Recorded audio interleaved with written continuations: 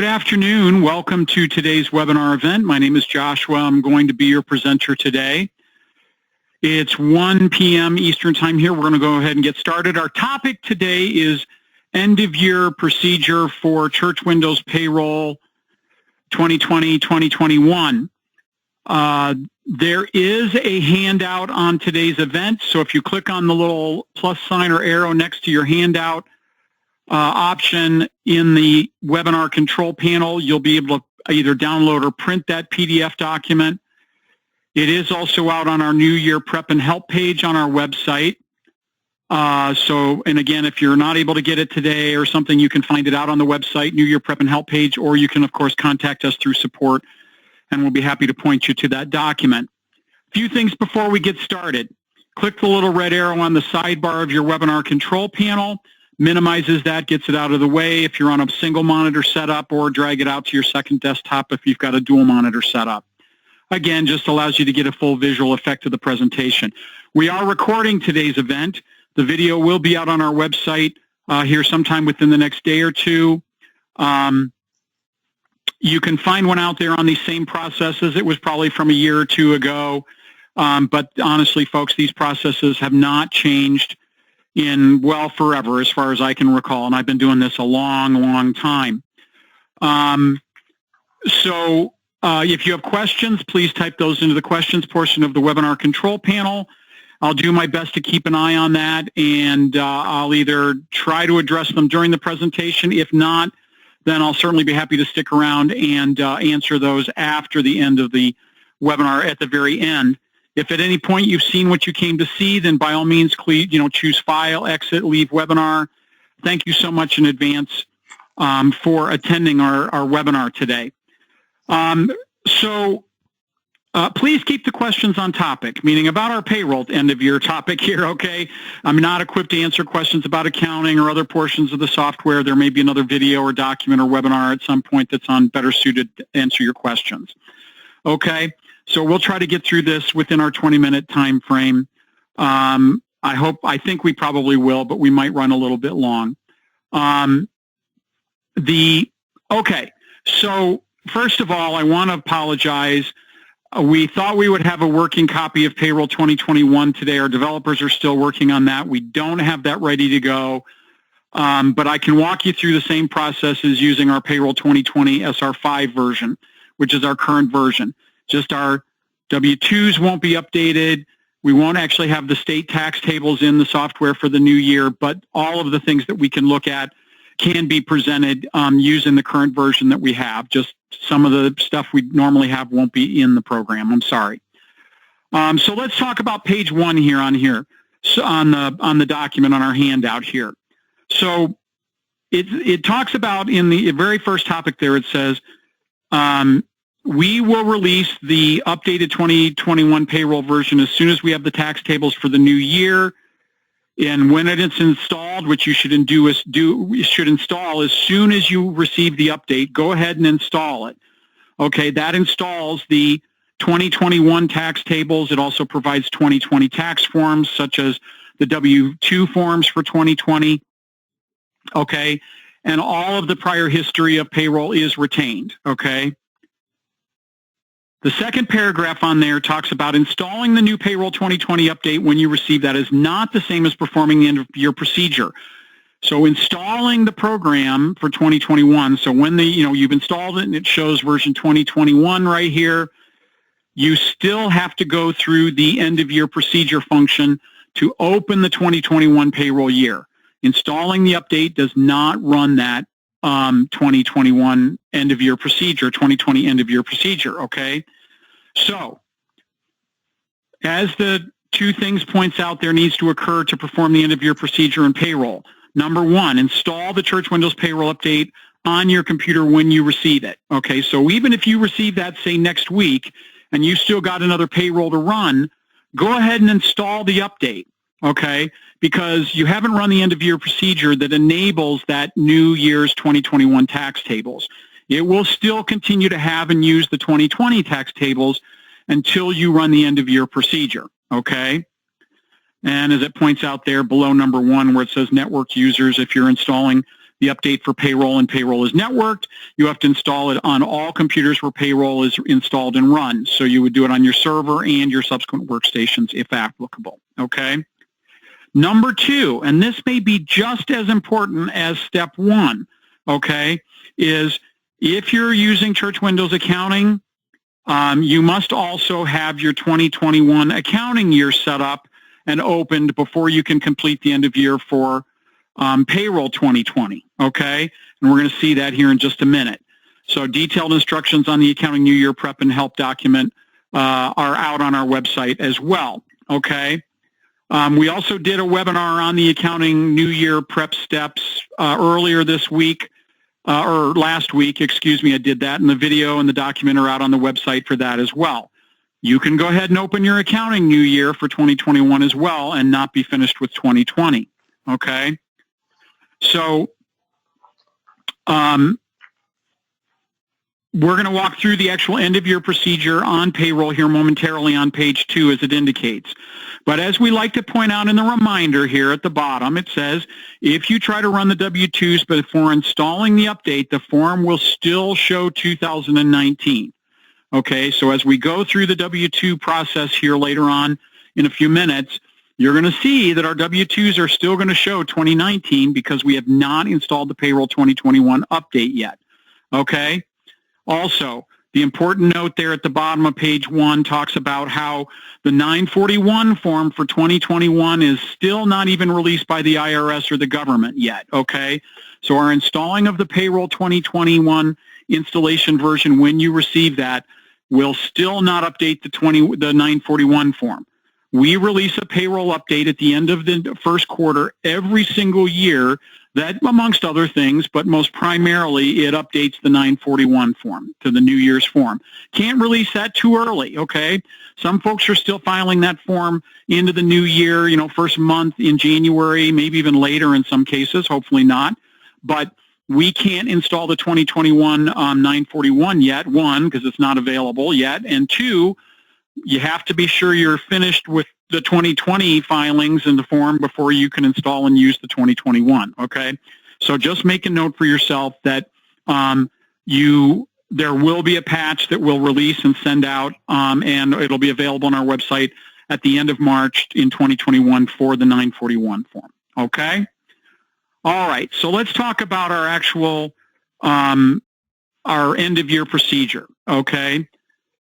So first of all, you'd want to make a backup of your payroll data. It's just smart to do that. We hope you're making your regular backups anyway, but if you go to System Administration, Backup Data, open up your backup, you know, put it on a flash drive, an external hard drive, someplace, just make sure you're backing up your payroll, you know, somewhere. You know, again, Church Windows doesn't back it up for you. It's your data. You have to preserve it. This is why we build this function into the software. So you would simply click Browse. You would choose where on your computer you were wanting to save it. Once you click OK through that, you would then, you know, verify the path and then simply click Start Backup, and it backs up your payroll data. Okay. Again, you should be doing this regularly anyway, but as part of our end-of-year procedure, certainly we want to make sure we have that just in case. Once our payroll is backed up, then we would, number 2, run and install the Payroll 2021 update, okay? We don't have that today. We're going to bypass that, okay? Number 3, it talks about perform the end-of-year procedure. Now, you won't want to do this until after you've calculated and posted your final payroll for 2020, okay? You still need the 2020 tax tables, even though there may not be any changes in them. There may be. We don't know yet. But you don't want to have to need the 2020 tax tables any longer before running that end-of-year procedure, okay? So then when you've done that and you go, oh, okay, my payroll for 2020 is finished. I'm done using those tax tables. I'm now ready to open 2021. You would simply go to System Administration, and right down here at the very bottom, we would click on End-of-Year Procedure, okay? So we click on that. It's already warning us here. Warning end-of-year procedure should be run after you have updated your payroll software with the Payroll 2020 release, or after you have run the last payroll of 2020. Otherwise, you might lose data. Do you want to continue? So our answer to that simply is yes. We don't have the update. It doesn't matter. We're just showing you how this works. So now it'll say running the end of your procedure updates the payroll database from the 2020 year to the 2021. It appears you have not installed the Payroll 2121 update release yet. Do you want to continue? So once you've got the new payroll installed, you won't get this dialog box, okay? So then we're going to click yes on that, okay? So it now then should be processing this like it would normally, but it says, would we like to clear any accumulated vacation or sick amount payrolls to carry forward into 2021? That's entirely up to you, folks. This is a decision you have to make internally. We're going to say yes on that because we're going to go in and calculate our adjustment to give folks whatever vacation and sick time they have. It now says end of year procedure completed successfully. My accounting year is open for 2021, okay? If it were not open, it would pop up and say, hey, you've got to open the 2021 accounting year before you have it. It doesn't mean we're posting in 2021. It just means it has to see that 2021 accounting year exists, and it clearly does. So it now prompts me and says my end of year procedure is now completed successfully. I click OK on that. Okay. So now we go into system administration, system profile. We now see our payroll year now shows right up here at the very top. Let me get out my highlighter and steer some focus. Right here, it shows payroll year 2021. Okay. So when I click the down arrow, it shows me all of my prior payroll years, including 2020 all the way back for as many years as we've got in payroll. So when I want to go back to my payroll year for 2020, say to run my 941 form for the final quarter, of 2020, or I want to run my W-2s, I simply come into the system profile, I click the down arrow on the sysinfo, choose 2020, and click OK, and I'm now back in 2020, okay? So again, you can always toggle back and forth between your payroll years as needed, okay? That's what it talks about there in the middle of page 2 is returning to the prior year 2020. Remember, you've got to change your payroll year back to 2021 when you're done, okay? So if I were to try to calculate payroll right now, it would probably present me with some problems. It would, one, tell me that I don't have the 2021 tax tables. It would also tell me that I don't have state tax tables. So again, it just stresses the importance of not trying to calculate payroll in the new year until you have the new payroll version installed, okay? All right, so let's talk about our final kind of page and a half here with about 5 minutes left. Electronic filing. Okay, so when we change our payroll year back to 2020, if we go to now reports, and at the top, we've got the electronic filing, okay? So we do have a couple of options here. We have the one called Tax Bandits or SSAE filing. So the first one talks about how you can submit your W-2 and W-3 information to the SSA electronically by creating this file using the SSAE filing options, okay? There's no charge for it. You can do it completely free, but you do need a PIN with the SSA. They've gotten much faster at that, but if you don't have a PIN with them, you want to get on that right away. You just simply go to, ssa.gov and click on the option to apply for a PIN. You can then at that point create this file to then use this to create the file to then upload to the Social Security Administration as needed. There is also an option that will also give you an option under this that talks about state fulfillment. So it will produce an federal file that you can do, or it'll produce one for your state or one for both.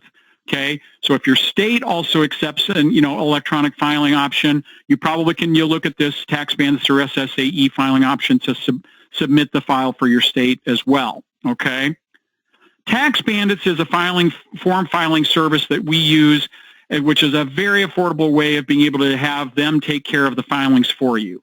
Okay, so just an FYI, they're a partner vendor of ours. They're very affordable. You're not locked into doing it if you go ahead and try this. I believe that they just provide a quote for you, but if I understand, it's very, very inexpensive for them to do those electronic filings for you. Okay? They can do right here at the bottom of page 2, it talks about Form 941, Schedule B, Form 944, W-2 and W-3s, as well as your 1099s and 1096s. Okay?